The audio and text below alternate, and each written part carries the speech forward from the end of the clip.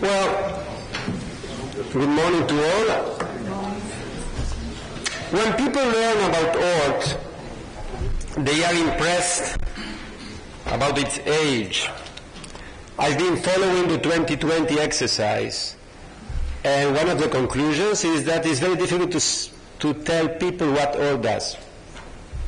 It's very difficult. People have difficulty in understanding what ORT does in a nutshell. But what I found that when people learn about ORT, they are impressed that it has been able to survive for almost 140 years. And that includes a revolution in the founding country and 2 world wars. What is important is ORT did not survive by hibernation. It survived by adaptation. It found a way to adapt to changing social and economic trends while staying true to its mission. Diversified geographic base, refocused curricula. Now, we are now in the verge of some major shifts in educational paradigms that will require our attention. And we will have to change again. My intention today is to describe the social trends that I believe will create major needs for change.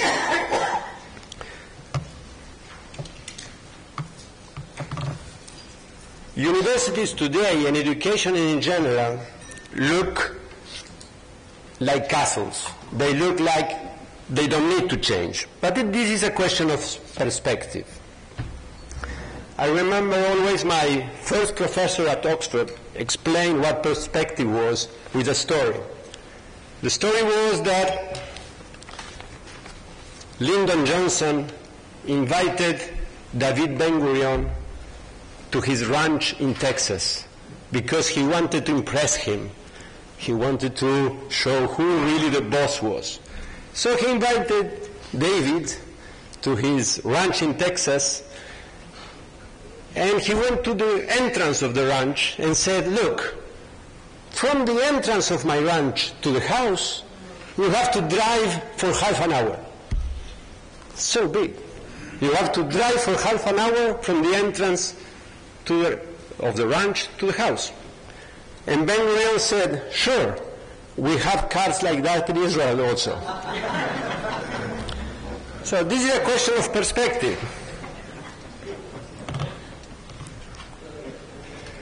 There are many social trends assailing universities. Harvard, Stanford, Oxford, they look today unassailable. But look back. Where is Heidelberg now? Most of the Nobel Prizes between 1900 and 1940 were given in science to German universities. Where are they now? Where is Bologna? Where is Salamanca? Nobody wants to go to study in Salamanca now. So things change. So what are the big social forces in play now? The most important one is that knowledge has become the main source of wealth. So who are now the richest countries? The ones who have oil, the ones who have gold, or the ones who have talent? A consequence of this is that citizens who don't access higher knowledge will be excluded from the spoils. Look at this small statistic, and it goes up to 2008, but it has gotten worse now. So if you look at the statistics, you can see the change of your salary in the last 25 years. So if you are a school dropout, you are in big trouble. If you are a college graduate, your salary has more or less reached a plateau, and you are more or less better off if you have a graduate degree. That means that in the near future, a first degree from college will become the minimum certification to be able to operate in the knowledge society.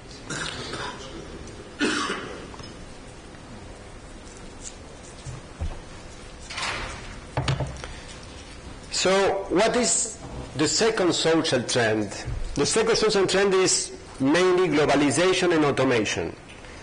This means there are threats and there are opportunities. What are the opportunities? The opportunities are, for example, that a student at ORT Uruguay can create a web design for a restaurant in Barcelona from Montevideo and earn very good money. But on the other hand, it means that whatever you do in your country can be done by somebody else in India, in Singapore, in China, wherever. So there are threats and there are opportunities. And furthermore, jobs are being automated. So I don't know what you personally do, but beware. For example, look at the effects of automation. Kodak had 140,000 workers when it went bankrupt. Instagram was sold with 13 workers, with more or less the same dominance of the picture market. This is the probability that an occupation will be automated. Automated means that your job will not be there anymore. It's like a carriage horse drivers or like a telephone exchange operator. They don't exist anymore. So if you work in one of these occupations, if one of you are a model, for example, or a sport umpire, or a cashier, or a cook, the probability that your job will disappear in the next 10 years is close to 1. So probability close to 1 doesn't mean certainty, but it certainly means you can put your bet on. You should be very worried if you work, or your children work, or whoever you care of work in one of these occupations. It's interesting because the last one is driver. 10 years ago, there was a meeting of the best minds in artificial intelligence. 10 years ago. And they said the frontier of artificial intelligence is chess playing and car driving. And both of them have been transcended by now. The world, Kasparov was beaten by the IBM Watson machine in 1997. And now there are about a small fleet of driverless cars, apparently working perfectly well in California, Google cars.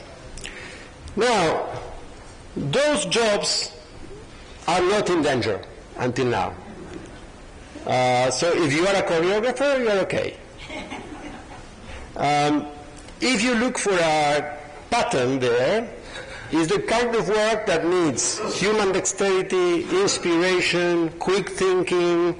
They are not pattern-based. But automation continues at a fast pace. So if you feel you are okay because you are a police detective now, maybe in a few years you won't feel as secure as you are now. So what are the main forces leading to fundamental change? One is valorization of knowledge. The other one is automation of jobs, so where people work. And the third is the spread of democracy and citizens' voices. So democracy in the world goes up and down.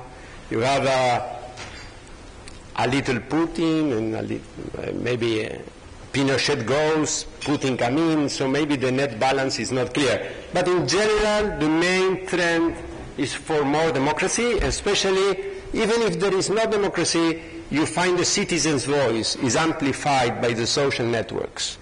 So it's much more difficult now to bullshit people because you have social networks around and people can have their voices heard. So when people recognize that their future will be tied to education, they will have the power to demand much more and much better access. So what's coming now is that higher education is not a luxury good anymore. So there will be a very strong social demand for higher education that will create political instability. And also there will be a huge mountain of opportunities for institutions like ORT, for example.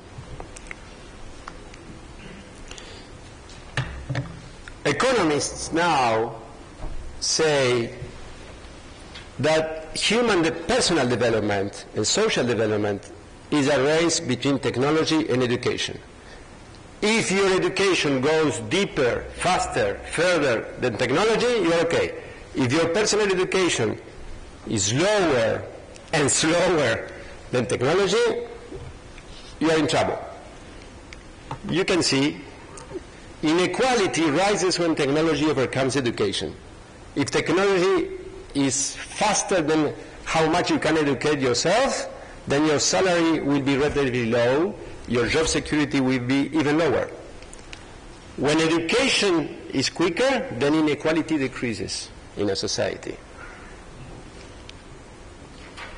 So, access to education, and when I mean higher education, I mean a general proposition, going from vocational education all the way to graduate degrees. So the problem is education has become a bottleneck for people's needs and desires because there are not enough teachers. So teaching productivity is constrained by what economists call the Baumol effect. The Baumol effect means Dr. Baumol was an economist who said in services it's very difficult to further productivity, much more difficult than in manufacturing. His famous example is that a string quartet cannot become more productive by playing faster. That was his famous example. So we have to find new ways to improve teacher productivity. Maybe technology will be the way. So what's the story? What's the history of education? So we had at the beginning Socratic teaching that was excellent, but only for the children of the princess. And then we had, after the Industrial Revolution, we had industrialized teaching, which is still now. Like what is happening here now. I'm talking, you are listening. One of my teachers at Oxford used to say, when I wanted to ask a question, he said, "Why are you speaking? If I want your opinion, I will give it to you."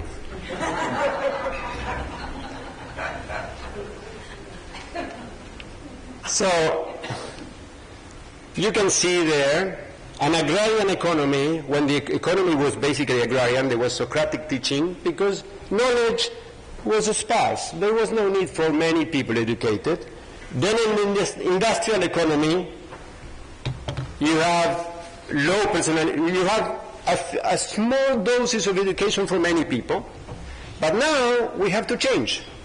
We have to go to a new stage. As an education system for a knowledge economy. And I think there are lots of opportunities for ORT there. Because ORT has proved itself as a mutant. ORT can change fast and deep. Culturally, we are culturally very diverse, much more diverse than other organizations. So, education must meet modernity. We have to introduce technology to boost productivity. So, look at this. Those are pictures of two MIT classrooms. Now, when you say MIT, you would say they are clever about technology, aren't they? But if you look at these two classrooms, one from 1954, and one from 2014, what are the differences? Only a PowerPoint projector. So we can do better. You can look at this. The most recent educational change was 500 years ago. It was the printing press. That was the only real big change in education. Like, this is Christopher Columbus. That was before America was discovered. So, can you imagine a hospital now working without technology? Can you imagine an airport that has not changed? Well, there were no airports 500 years ago.